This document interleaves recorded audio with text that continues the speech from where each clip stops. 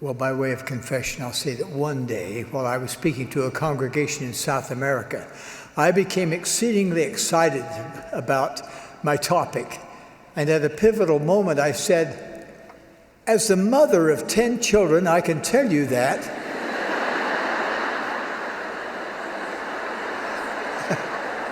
And then I went on to complete my message. I did not realize that I had said the word mother. My translator, assuming I had misspoken, changed the word mother to father, so the congregation never knew that I had referred to myself as mother. But my wife, Wendy, heard it, and she was delighted with my Freudian slip. In that moment, the deep longing of my heart to make a difference in the world, like only a mother does, bubbled up from my heart. Through the years, whenever I have been asked why I chose to become a medical doctor, my answer was always the same: because I could not choose to be a mother.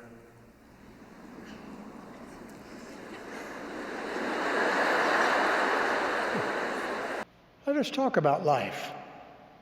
That's something with which I've had a little experience. Some might label me as an old man. But I'm a lot younger than Adam. And Noah, too. In short, I have lived a long time. And at this point, I have stopped buying green bananas.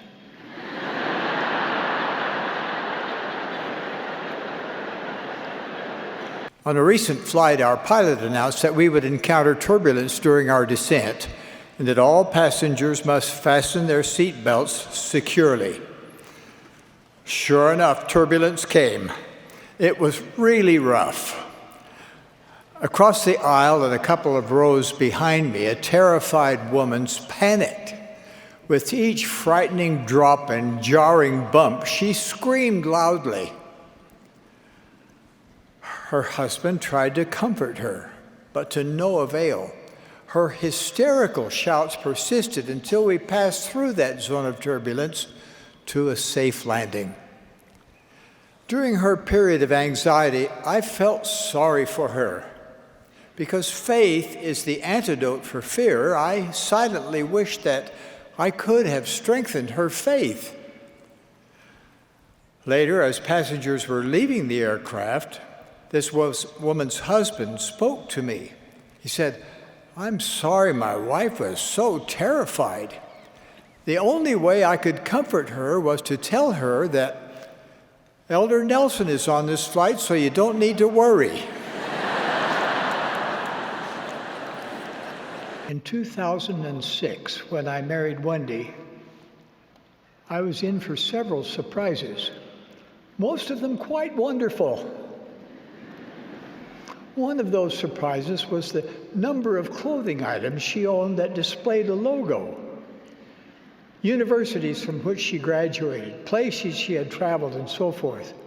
Whenever she wore one of those items, I teased her by saying, "Who are you advertising today?"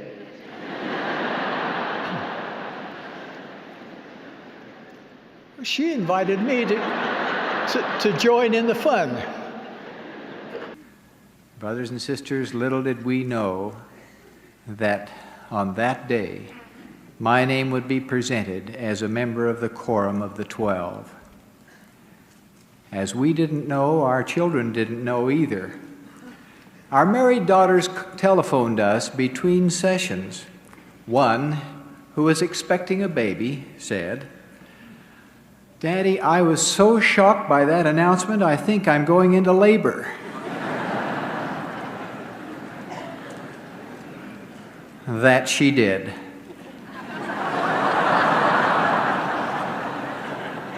So, President Hinckley, your announcement from the First Presidency should get credit for at least an assist.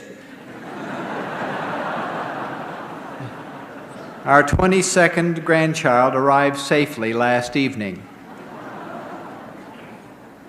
If you choose to make covenants with God and are faithful to those covenants, you have the promise of glory added upon your head forever and ever. These truths ought to prompt your ultimate sense of FOMO, or fear of missing out. As we brethren travel about the world, sometimes we see worrisome scenes. On a recent flight, I sat behind a husband and wife. She obviously loved her husband. As she stroked the back of his neck, I could see her wedding ring. She would nestle close to him and rest her head upon his shoulder, seeking his companionship. In contrast, he seemed totally oblivious to her presence. He was focused solely upon an electronic game player. During the entire flight, his attention was riveted upon that device. Not once did he look at her, speak to her, or acknowledge her yearning for affection. His inattention made me feel like shouting, "Open your eyes, man! Can't you see? Pay attention! Your wife loves you. She needs you."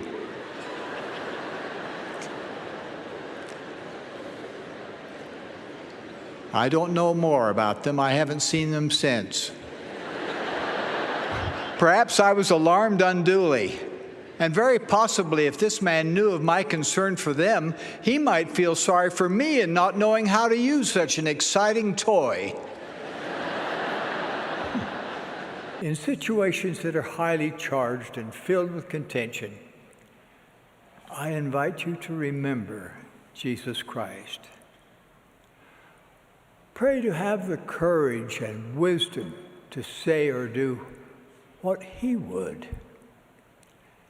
As we follow the Prince of Peace, we will become his peacemakers. At this point, you may be thinking that this message would really help someone you know. Perhaps you're hoping that it will help him or her to be nicer to you. I hope it will. But I also hope that you will look deeply into your heart to see if there are shards of pride or jealousy that prevent you from becoming a peacemaker. Seniority is honored among ordained apostles, even when entering or leaving a room. President Benson related to us this account. Some years ago, Elder Haight extended a special courtesy to President Romney while they were in the upper room in the temple. President Romney was lingering behind for some reason, and Elder Haight did not want to precede him out the door. When President Romney signaled for him to go first, Elder Haight replied, "No, President, you go first." President Romney then replied with his humor, "What's the matter, David? Are you afraid I'm going to steal something?"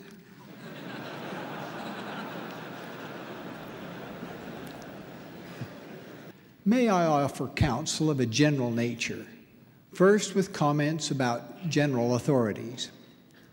We recognize them as instruments in the hand of the Lord, yet realize that they are ordinary human beings.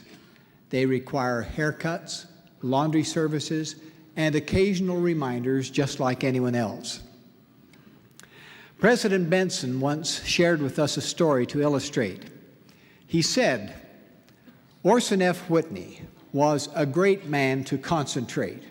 One day when he was traveling by train, he was so preoccupied that he did not notice the train pass the station where he was to get off. So he had to be driven back to where he should have been. Meanwhile, the stake president waited and waited. Finally, when he decided that something had more than likely happened to Brother Whitney and he was not going to make it, they commenced the meeting. As Elder Whitney approached, he was greeted by the opening hymn, which was, "Ye simple souls who stray."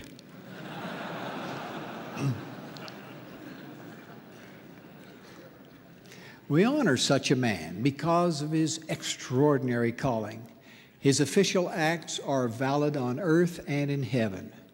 Today's technology also allows us to use wireless telephones to exchange information rapidly. Recently, Wendy and I were on assignment in another continent when we learned that a new baby had arrived in our family. We received the good news minutes after that birth had occurred half a world away. Even more amazing than modern technology is our opportunity to access information directly from heaven without hardware, software, or monthly service fees. One such dear friend of mine had limited experiences with God, but he longed to be with his departed wife. So he asked me to help him. I encouraged him to meet with our missionaries in order to understand the doctrine of Christ and learn of gospel covenants, ordinances, and blessings. That he did. But he felt the course they advised would require him to make too many changes in his life. He said, "Those commandments and covenants are just too difficult for me. Also, I can't possibly pay tithing, and I don't have time to serve in the church." Then he asked me, "Once I die, please do the necessary temple work for my wife and me so that we can be together again."